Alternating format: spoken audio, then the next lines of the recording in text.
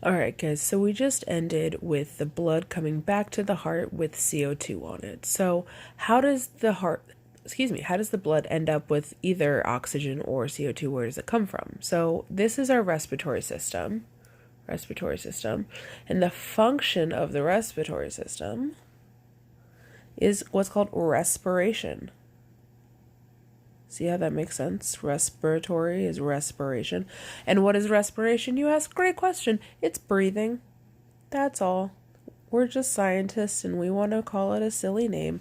So the only thing is respiratory system does is respiration, and in human words, respiration is breathing.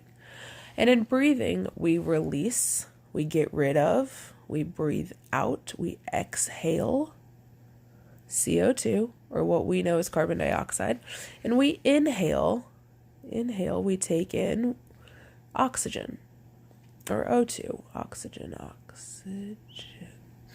Okay, so the oxygen that we're picking up is a byproduct from plants, from photosynthesis. Remember that, right? Photosynthesis? That says that. So the plants inside had the chloroplast, and that chloroplast performed photosynthesis, and that released oxygen. That oxygen is here.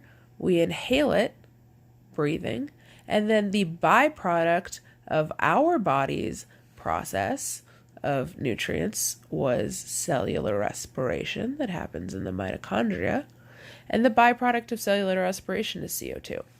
So we have to get rid of the CO2 that we make, so we breathe it out. We breathe in oxygen created by photosynthesis. So we remember that cycle of cellular respiration and photosynthesis, I'm sure. Duh, obviously. So you have photosynthesis and cellular respiration, totally separate thing. Just remember that you inhale oxygen, you exhale CO2. That process is called breathing, and that is called respiration. Now, the parts of the respiratory system are your bronchioles, your bronchi, same thing, just the tubes that have the air go down them. And if you remember from VR, this is where it looked like you were in a tunnel.